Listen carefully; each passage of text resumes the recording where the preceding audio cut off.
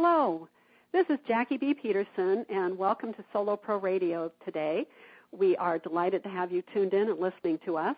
I am the author of Better, Smarter, Richer, 7 Business Principles for Encore, Solos, and Creative Entrepreneurs.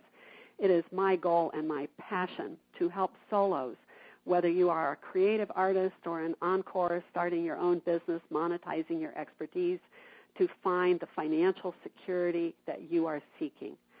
As we know, solo businesses are distinctly different from traditional businesses, and what I have learned is there are 7 principles you must follow in order to make those businesses be successful. So go to the Better, Smarter, Richer website. You can download my free ebook, join the conversation on the blog, sign up for our newsletter, and learn what you need to know to make your solo business be more successful for you. We're honored today to have 3 guests, one of whom is Rob Romasco, who is the AARP president. In that role, Rob serves as its principal volunteer spokesman, representing AARP to its members and the public.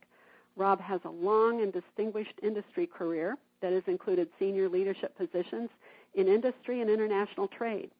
He is experienced in strategy, marketing, brand development, and organizational change, just to name a few of his talents.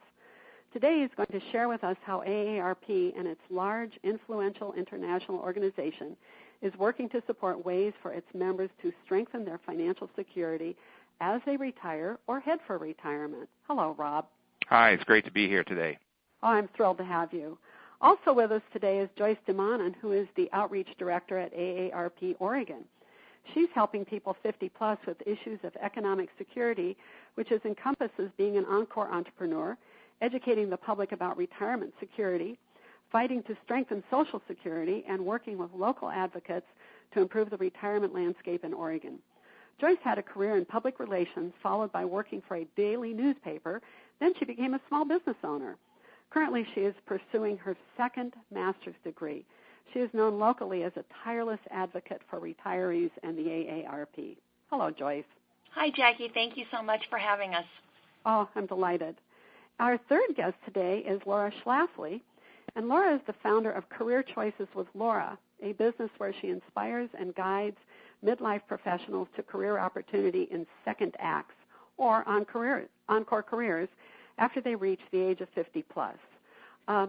Laura guides midlife professionals to career opportunities while balancing their passion and their need for a paycheck. She offers coaching programs for job seekers and career changers. Like Joyce, Laura is well known in the regional community as a tireless advocate for those who are 50-plus and seeking paths to financial security and self-sufficiency. Laura has been our guest before on this program, and you can check out her previous interview on the Better, Smarter, Richer radio archives on the website. Hello, Laura. Good morning. Happy sunny day. I know. It's just gorgeous, isn't it? So, all of you wonderful guests, there's certainly been a lot of attention now being paid to those over 50 finding work or recareering or becoming entrepreneurs, and that's what I'm going to focus our discussion on today. So let's begin with talking about what's happened in the economy that so many people over 50 are seeking jobs. Can you tell us some of the facts and statistics? Rob or Joyce, you have some of those for us? I'm happy to speak to that issue. As we all know so well, we're just coming out of the worst economic challenge that we've had since the Great Depression. And the results of that, while we're making progress, are still pretty difficult. And what that's resulted in is unemployment across the board has been high. It's been coming down. But if you look at the folks over 50, unemployment for folks over 50 has basically doubled. And while the rate is a little bit lower than some other groups, it remains at that level of twice as much as it was before the big crash. And it's stubborn. About half of the folks that have been out of work over 6 months are over 50. So it's a real challenge, particularly for those of us that are past the mid-century mark in terms of that. And the challenge is that the economy's shifting. Lots of jobs that used to be there aren't there anymore. So the challenge for many of us is to find a different path, taking our skills and putting them to work either for companies or for ourselves. You know, one of the things I've read, too, is that even though the economists are touting more jobs, that many of those jobs are also low-income jobs that really are not going to help people support themselves in retirement. And, so they may have a job, but if it's a job at minimum wage or it's one of the jobs, say, in the, being a greeter at Walmart's or being in the cooking at McDonald's, where you have the minimum wage type jobs, how in the world do you ever, plan ahead for long retirement with that kind of work? It's just awful. So I agree. This is a big, big, huge problem. So I'm finding that a lot of people who are seeking work, when I talk to them, are in fact following a path that's being called recareering. So Laura, that's your specialty. What exactly is recareering? Yeah, that's kind of a new word. It's a form of career change, and it's really happening later in life. It's more than a job, more than a job change. You're just going to move typically to a completely different type of career path. And it could be voluntary or involuntary that this need to do recareering, to start anew. And the Encore career concept, which was developed by Mark Friedman several years ago, has been more associated with a choice. I make a choice to start a new career at a certain point in time, but recareering could be involuntary, and the motivations are many. It could be just to have a passion about something. It's a dream job maybe they have always had, or maybe they just want to have some notoriety or, really be out there in the world in a way that they have not been before. So people are kind of changing what they've been doing. Maybe they're taking this opportunity as when they got downsized in the Great Recession, maybe they're taking it as an opportunity to say, wait a minute, I'm going to look around and I not only want to have a job, but I want to have a job doing what I've always wanted to do. And gosh, I'm 50 plus, and if I want to do it, what's holding me back? Now's the time. So is that what you're seeing? That is right, and but the caveat is that if the wolf is at your door financially, you're not going to have as much choice as you would if you had some financial strength in your three-legged stool. That's true. That's really true. Joyce, what do you see in all this? We haven't heard from you yet. Well, we've been doing a lot of work for years in Oregon at AARP on helping people find work after 50 plus. And I think there's a couple things that we see. People are downsized, or sometimes their careers have just gone away. And we can all think of so many different kinds of careers that have vanished the past 15, 20 years. But as you mentioned, I used to work for a daily newspaper, and there are so many jobs in the newspaper business. For example, typesetter and even the press prep, all of that stuff has completely gone away now. And every industry has seen a lot of changes. And I always, laugh because my mother told me, if you take shorthand in high school, you'll always have a job. And then, a couple years later, no one did that anymore. So we're in a world of a lot of change. And the other thing is that older workers, people 50 and older, they're finding the job search really challenging. It's not the same world, where we did one resume and that one resume was sent to anybody who had it. Now we have all these new high-tech ways of finding a job, connecting with employers, and it's very intimidating. Plus, if you've been in one job for years, that whole idea that you have to go out and start networking, it can be very intimidating. So it's a challenging landscape. The other thing, just the data for people who want to know what the picture looks like, is that for people 55 and older, they have a much harder time getting back into the workforce once they're laid off. So their duration of unemployment is really annoyingly long compared to younger workers. It can be 46 to 55 weeks, so that makes it tough. That's a long time. That is a long time to think about it. Really I'm thinking about what you said. I had a client just yesterday who sent me a connect to people that are using resumes where they are adding graphics and photos and, pictures of what they're doing. And if, someone doesn't feel even connected enough or skilled enough to do an online job search, and then they're competing with people who can do these, interesting resumes that are, full of videos. She said they're kind of the next step down from sending a personal video of yourself. And I'm thinking, oh my goodness, how are we going to compete with that?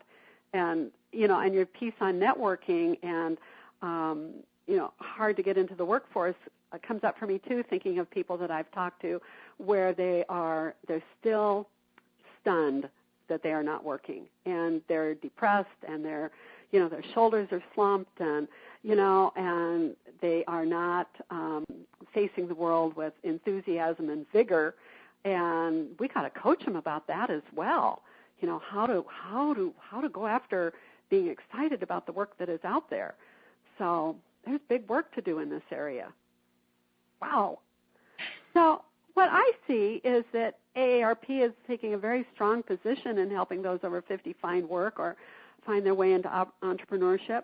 So, Rob, can you talk about some of the programs that AARP has nationally to help its members in this quest?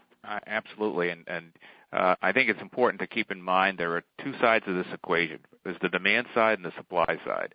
Mm-hmm. First of all, what we try and do is speak with business owners and corporate leaders and make sure people understand that hiring and keeping experienced workers is smart business. We need to help them understand that the stereotypes of older workers are really myths and not smart. The idea that older workers and experienced workers can add value to your business, are more loyal, more experienced, and serve valuable roles, especially mentoring the young folks as they come along. So there's a huge argument, a huge economic argument we want to make early and often. In fact, the last time we were together, I spoke at the Chambers of Commerce in the Portland area and made that case to the local entrepreneurs in the area. The second thing we try to do is on the supply side, which is dealing with the challenges that we just heard about in terms of people's ability to find and get a job, make themselves relevant. And so we have a Life Reimagined at Work, AARP.org, which is a website designed specifically for experienced workers to put them in touch with three things. One, job opportunities. We've had 200 companies nationwide sign a pledge that said they're going to give experienced workers a fair shot. So you can look at that, and I think that connects to as many as 50,000 or more job openings across the country. The second thing that does is it also puts in a lot of intellectual content, a lot of tips about how to write that resume, how to position yourself, how to package yourself, and how to make sure your skills are clear and compelling as you enter the cyber world of looking for a job. The third dimension is just connecting with other people who are in your circumstance, sharing experiences, sharing contacts, and networking. And finally, something that I think is really terrific, our relationship with the Small Business Administration, which really helps connect to the SBA resources and helps people understand is entrepreneurship or starting a business something for me. And last year, that relationship helped 100,000 people explore that opportunity for them.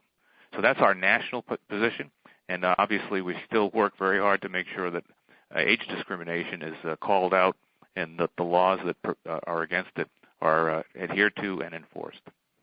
Oh, that's fantastic. AARP is such a well-known, powerful organization that it's, for you to be taking this kind of a direct, clear stand is a wonderful thing. It's just absolutely wonderful that you're doing that. And, you as AARP have the clout to really talk to employers and make a difference with them. Some of us are, too small to make any difference to people, but AARP can do that. I would think it fits your mission very, very well. Well, it's certainly important, and, it's all about changing the whole perception of aging, all right? Too often in this country we think aging is a burden.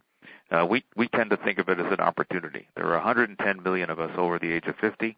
The last time I looked, that was a big market, both in terms of opportunity to build businesses to appeal to that, and also a huge number of workers that are experienced and have a lot more to give.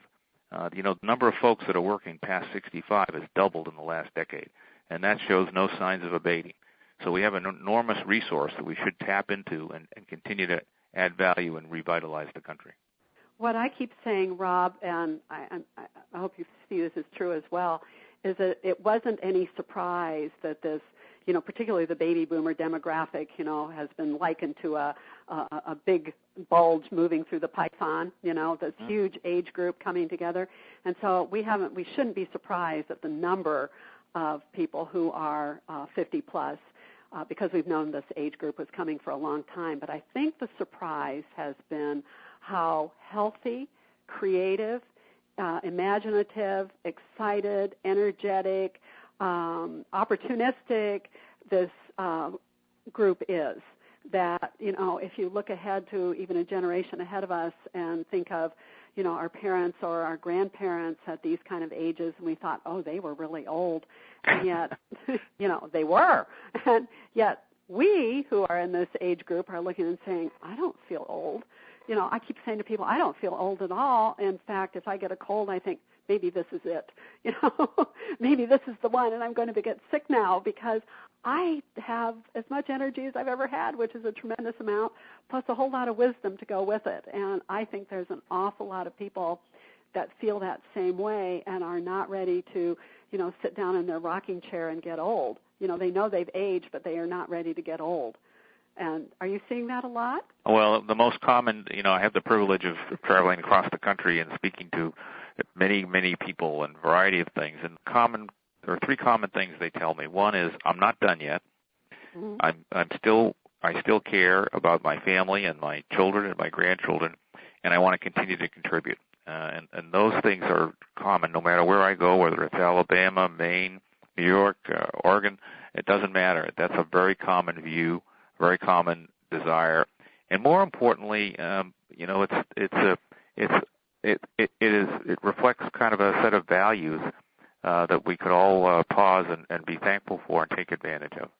Yes, it does. I mean, this sounds very American to me. I'm not done. I want to keep being very valuable and healthy and contributing to my world. I'm not ready to drop out. I still have opinions. Not only do I have opinions, but I think I've got wisdom. That's quite exciting. So, Joyce, can you talk about what AARP is doing locally? Rob talks so well about the national agenda. How about locally?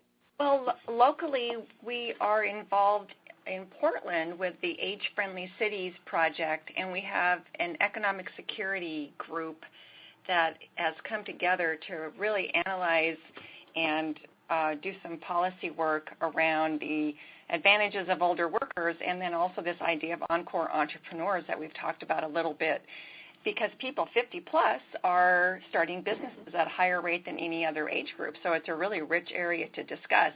And as Rob mentioned, we brought him out in January to meet with a group of employers in Washington County, and we're hoping to replicate that project in Multnomah County in September.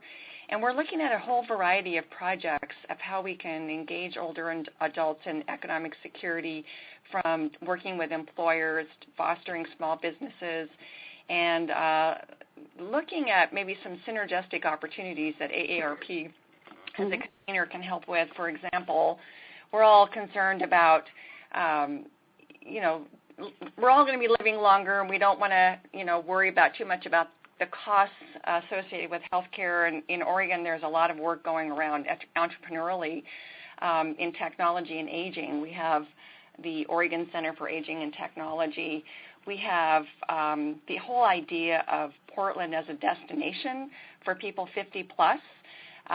We have the tourism group here said, this whole idea of Portlandia, it fits a certain kind of person, but it's not the only image that Portland wants to project. And then, of course, we do workshops for people 50 plus who are looking for a job, and also people who are trying to start a business. So we've been very active. The response is amazing, and I think this age group really appreciates the opportunity to have specialized programs just for them. We do have special things we want to talk about. It's just a very safe environment to explore opportunities at this phase of life. It's very exciting. It is very exciting. So it looks to me like aging has gone from being, oh no, to wow, yes I can. I can do all these great things. I have opportunities now. So Rob, you mentioned this once at AARP, and the Small Business Administration signed a memorandum of understanding about this topic. And so exactly what does that mean? You said you've impacted 100,000 people. So how's that being carried out on a national basis? And then maybe, Joyce, you can tell us how it's being carried out locally. Well, what we've done is we've partnered with the SBA, which has an enormous set of resources. I like to refer to it as the SBA as Small Business Administration, sort of the best-kept secret in the federal government. They have an enormous amount of resources in terms of helping people both think through, plan, and eventually finance a small business. And their problem was they weren't getting their message out. So we said, well, let's see if we can get that message out, particularly to the 50-plus and those folks who are contemplating and thinking about it. Our survey showed that about as many as 15% of the folks over 50 have given some serious thought to starting their own business or exploring it. So what we've done is we've partnered with the SBA in terms of both website access, but more importantly, around the country, we've had special sessions where we invite folks to come and hear a variety of speakers, specifically the SBA representatives, and talk about, how they can access those resources and make them available. And I've participated in several of those. They're always sold out, meaning they're always packed. They're usually free. Yeah. And people come and just hear other entrepreneurs talk about what SBA helped them do, and some frank talk from the SBA people or people involved in some kind of entrepreneurship, either local government agencies and so forth, and help them kind of walk down that path. Because one of the things that's really important is people have to decide whether they want to do this and whether it's right for them. It's important for folks to understand what's involved, the path to do it, and sort of do a little self-examination and say, is this something that I'm going to be comfortable with, that I want to put myself and my family through? Do I have a passion to do it? And they have some very good tools to help you sort of self-analyze whether or not this makes sense for you, number one. And number two, what would that business look like? What does a business plan look like? What does a marketing plan look like? And, of course, the big question everybody wants to know is how do I find the cash to get myself started? Right, exactly. So how about locally, Joyce? What's happening with the SBA and, in the region? Well, we've been working with the Small Business Administration in Oregon for a year and a half, I guess, and we've done a lot of events with them, usually in conjunction with the small business development centers at the community college level. And as Rob said, the SBA is just a wealth of information. They are the experts. AARP, we're coming in here to connect our members locally with the Small Business Administration. But one of the things that's really great about something like this is we can host our members and the Small Business Administration to come together, but then invite some wraparound organizations too, for example, the Small Business Development Center, SCORE, the Senior Corps of Retired Executives, have everybody together in one room, and also have the opportunity for people who are entrepreneurs or are thinking about being entrepreneurs to share some of their personal stories and to do some networking. So the role of AARP in Oregon has been to help market this idea to our members, 15% of whom may be interested in starting a small business. And the response has been really phenomenal. And we've gotten to know so many exciting people who are doing amazing projects through this project. And our local SBA in Oregon has just been phenomenal. And we're going to do a regional teletown hall, which is a big phone call with all of our members in June with the Small Business Administration and AARP, and go through a lot of the tips and resources and have members ask questions. So that's coming up, and if you're available and home that day, you'll get a phone call from AARP, and you can stay on the line if you're interested. Oh, that's wonderful. I think that's wonderful that's happening. I love the rise in energy. But, Rob, my question is, you're doing a lot of activity. Are you beginning to see the needle move? Do you think you're being heard? Are employers and individuals, are they responding? We've got 100,000 people we've worked with through the SBA. Are they saying we're seeing more of these people come in and want to start jobs or start businesses? Seniors are, being a little more confident about finding jobs. is the needle beginning to move with all this activity? Well, I think the answer is the best barometer is the SBA itself. They were thrilled with the relationship, and we're continuing that process. So that tells us that they're very excited about the effect we're having and so forth. The number of people that actually go through the entire process, I haven't seen the latest data on that, but it was encouraging. The early returns were encouraging in terms of the type of folks that were accessing the stuff. And again, the real issue is not so much we get a lot of people to start businesses, but we get a lot of people that do the right thing for themselves. Right. In some cases, that means, you know what, this really isn't for you. Oh, so, absolutely. Let's get real here. And other people that says, you really have a good idea. Here's the right path for you to follow. Right. So the results can show in two different ways: people getting a realistic view and pursuing it, and other people sort of coming to their senses and say, the more I think about it, it's really not something I want to do. Yes. So either one of those is a great outcome. Yes. I think the longer issue is the economy is still in a sluggish state. We've made a lot of progress since that horrendous 08-09 recession, but we still have a lot more to go. And one of the things that really is challenging is we're underperforming as an economy, which means we're not at full capacity, which means we're not putting as many people as want to work. And that's something that we need to all focus on from a national policy perspective. And the entrepreneurship and the older worker is one very important part of it, but there are other policies that need to be in place to generate the kind of demand that will create opportunities. And one of the things we talk about with our business community friends is, look at the 50-plus market. It is the most powerful market in the country. It represents $7.1 trillion of economic activity. And, stop thinking that it's all about 35-year-olds. It's not.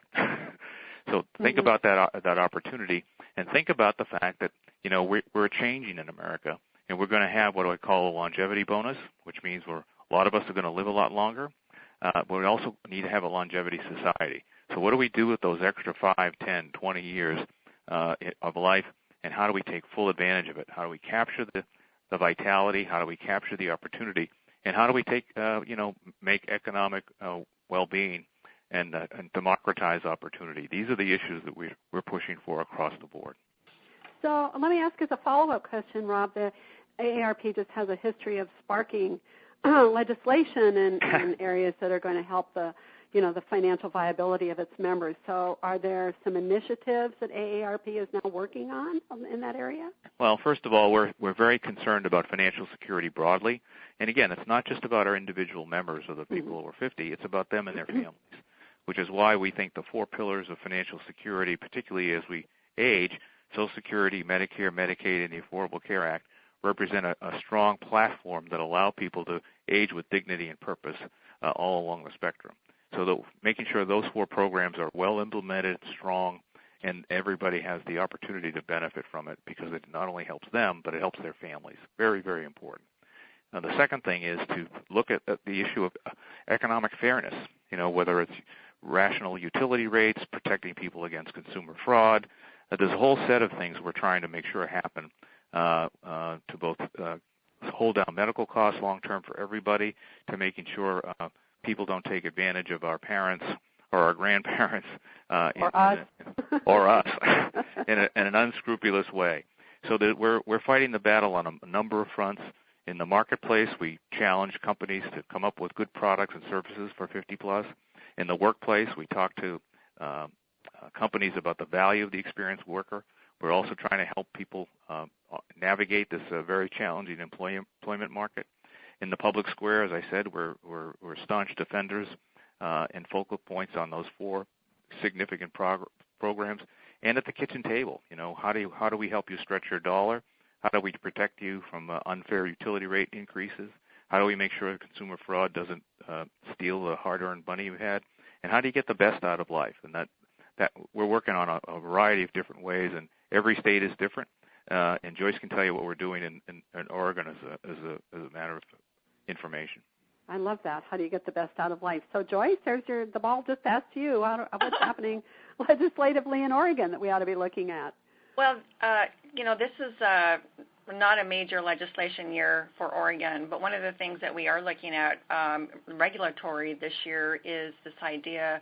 It's a very, very big idea here in Oregon, is that whole transitional care from the hospital back home, where we have so many readmissions into the hospital, and trying to get people to have better transitional care when they leave the hospital. And also the whole idea of, this is sort of the 65 plus, but going to the hospital and being observed versus admitted, and the out-of-pocket costs that are I've read about that. Way. It's a huge problem everywhere that I know.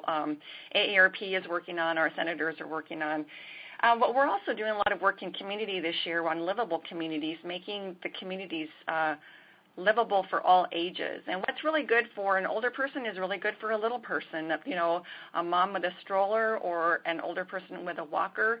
And it's a really, having a livable community creates a very vibrant, exciting community for all, which means we have transit-oriented development, we have safe parks, lighting, good jobs, great housing, fresh farm foods, all those kinds of things. And that's an exciting initiative that we're working on locally in Portland, Eugene, and Medford. And so we're working on a number of fronts. We always, do a lot of work for family caregivers who provide 80% of care to older people and people with disabilities. So we're always trying to help support them. We're doing a lot of work in Oregon on retirement security, and in fact, Ted Wheeler, the treasurer, has convened a work group to look at retirement security in Oregon and potentially recommend legislation for 2015. That's a big aim for us because nearly 50% of workers in Oregon don't have access to retirement savings at work. And the reality is, if you don't have it at work, you probably aren't saving. So we're in a huge savings deficit. But, we're also trying to, just like Rob said, I think here in Oregon, change the conversation about aging. It's not necessarily a deficit. This is an economic boon. In fact, AARP has a great study that's available on AARP.org called The Longevity Economy. And it's just an excellent article. And it talks about the rate of entrepreneurship, but it also talks about how older adults are helping younger people. And I think that's one of the conversations we don't always hear about, is that, we are part of a family, and older people do a lot for their younger family members. Yes. We help with college and tuition. They move back home with us. We help them buy a car. We help them with insurance. We babysit. All of those things, and some of this stuff. So this report, The Longevity Economy, actually has some information on how older adults help their adult children, but also older adults are their biggest contributor to charities and foundations. Yes. And so, we're contributing across the community in exciting ways. And AARP is sponsoring this summer Sunday Portland Parkways, which encourages people to get out and walk and bike their neighborhood. So we're doing so many exciting things here in Oregon at AARP, and I would just recommend that you jump on our website, aarp.org/OR, and all of the great things we're doing should be listed on our webpage. I think that's wonderful. I love the scope of all the things you're doing. So do you think that being a member of AARP is a leg up for people? Time to do a little commercial here. To help them, if they're looking for work or finding financial security, does joining help them? I think it's the best $16 anyone can ever spend, frankly. But Frank, no, seriously, membership has its benefits, and certainly there's a huge number of discounts that whether it's at the movies or local restaurants or travel, insurance, and so forth. Literally members have saved billions of dollars over time in terms of taking advantage of that. That's the whole point that we talk to the commercial marketplace and say, look, there's a huge market for you, and we work hard to find companies who are willing to tailor their benefits to the unique needs of folks over 50 and their families. And to the extent it's appropriate, we get behind them because we want to create markets of opportunity and value for our members. And again, that's probably the most tangible thing. We do tax returns for folks for free. We did 2 million of them last year, resulting in $1.3 billion in refunds. Wow. That service. We've taken on the issue of senior hunger, where 9 million of our fellow Americans are on the cusp of going hungry, and we think that's a shame in the country that's probably the richest and most productive in the world to have 9 million seniors literally one paycheck or one disaster away from not having enough to eat. Ooh, so we're active on a whole bunch of things, and there's a tremendous number of volunteer opportunities. You can go to our website and plug in your zip code and see if there are volunteer opportunities that you want to get involved in on a personal basis. So there's a great life out there, and our founder basically said, remember, she founded the organization at the age of 73. Wow. So talk about an entrepreneur, right? Yeah. She was all about, helping every one of us age with dignity and purpose. And those two words are very powerful. It's central to the people we serve and their families. And I think I want to touch on what Joyce said a few minutes ago, which is some people try to stir up this sort of intergenerational conflict where the young and the old are going at it. I talk about intergenerational solidarity. The American family is so important. People, our peers care about their children and their grandchildren fiercely, and they care about us. There are now 6 million children being raised full-time by grandparents in this country. So there's a lot of people helping each other, both children helping their parents and parents, doing everything they can to help their children get a leg up. And frankly, they look at me and say, look, I want to leave it better than I found it. I want my kids and my grandchildren to be better off than I was. And I want to share the opportunities that I've had and make sure their lives are as fulfilling. So that's kind of the benefit, and we're out there trying to do it on every dimension. And when we really want to help people understand that they can do this, we want to empower them, and we want them to know that they're not alone. Absolutely. What a great message, what a great message. And the thing I hear, Rob and Joyce, is that this is a way for people to find each other and do things that are meaningful together, and also because they're joined together in one organization, have a very powerful voice, a voice that gets heard. And I think that's tremendous. So, Laura, I haven't forgotten you out there. I'm here. Yeah. So, and I'm learning even more about AARP than I was aware of. So it's wonderful. I know. I feel very fortunate. This is great. So, talk to us a little bit about who's hiring people over 50 plus. Do you see some specific industries where people 50 plus are making some inroads, and you say, "Oh, look here," Do you see that? Yeah, and broadly and in general, there are industries, and also it depends on your local economy.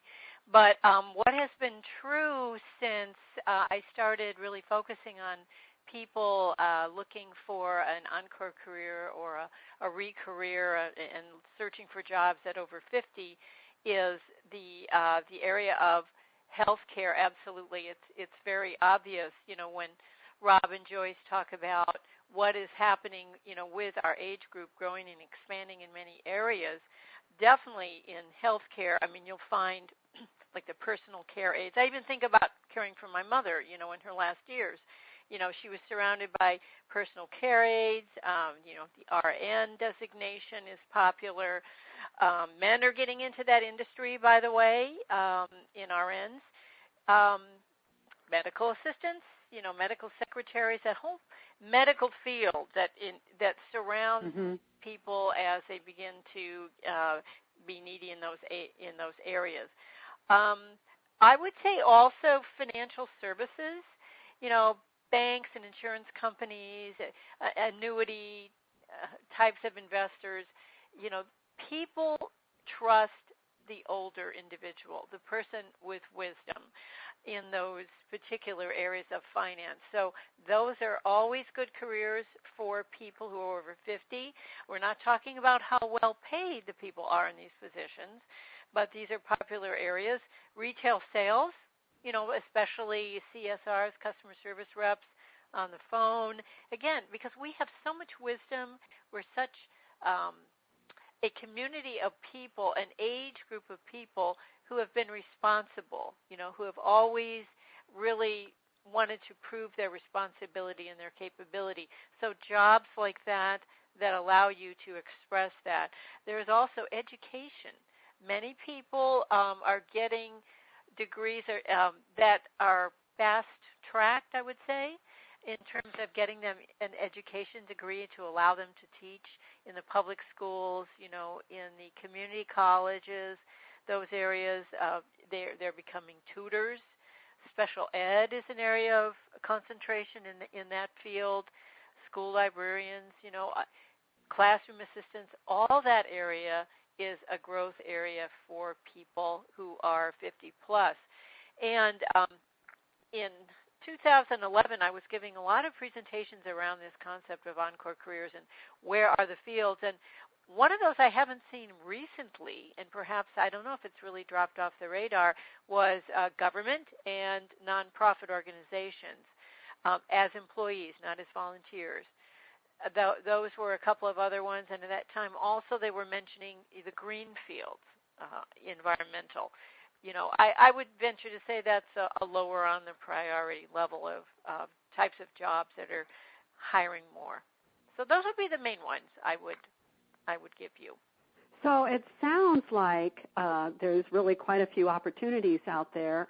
If people want to stop and look around and figure out what they want to do. And, of course, there's Encore Entrepreneurship as well in many ways. And then, of course, what I always talk about of solopreneurship, how people, which fits a lot of things you're talking about, Laura, where people, particularly in the area of coaching, teaching others, I keep saying there's a brain drain leaving the workforce as 80 million people get ready to retire. They're not just taking their bodies out of the workforce, they're taking their minds and their know-how.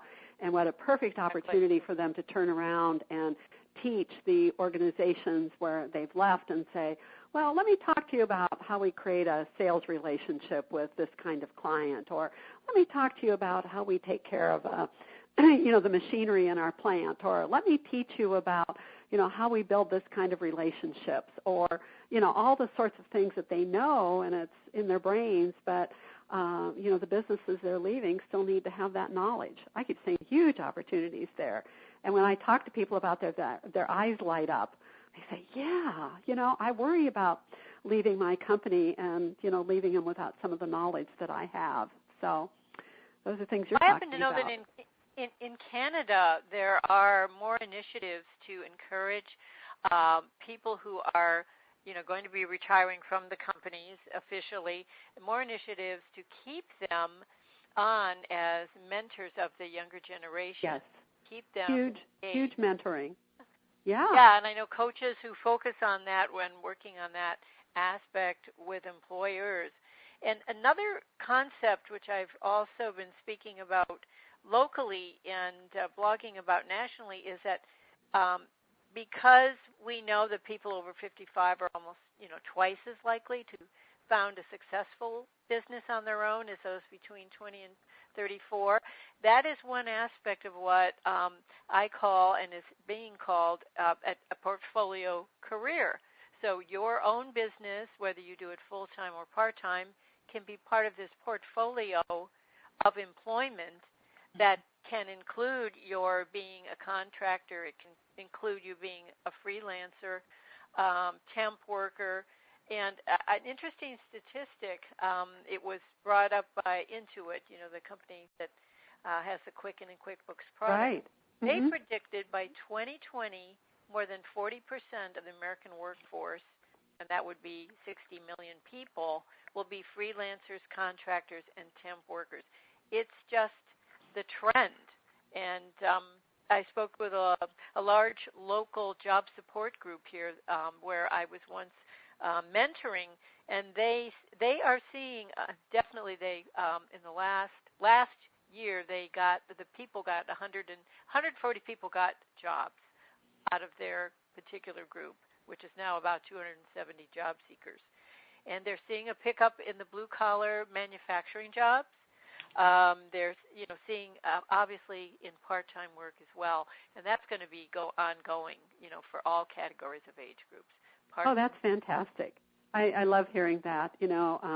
I'm a great believer in this portfolio work, freelancers, temps, contractors, because really they're all solos.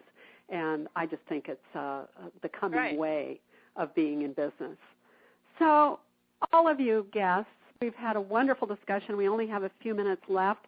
So can each one of you tell our listeners, particularly those over 50, just one thing from your point of view that they can do to build better financial security in their lives? Rob, one thing. Well, I think the most important thing is step back and plan, whether you're 50 or 70 or 80. Sit back and say, how do I want to live my life, and do the planning. Step back and be realistic. Save where you can.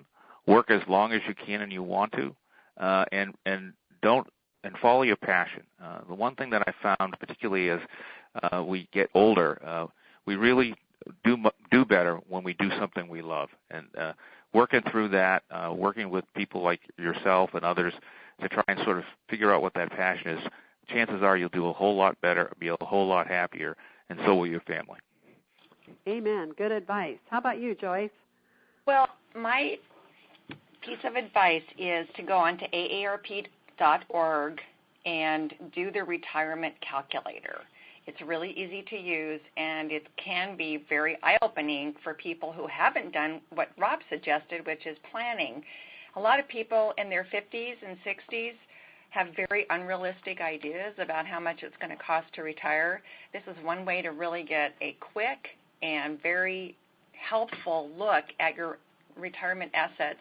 And every year you can delay retiring is 1 year you don't have to save. In fact, it makes a huge difference financially. Not only does your Social Security benefit increase every year past age 66, but that much more money you don't have to save. So it's really an important thing to do.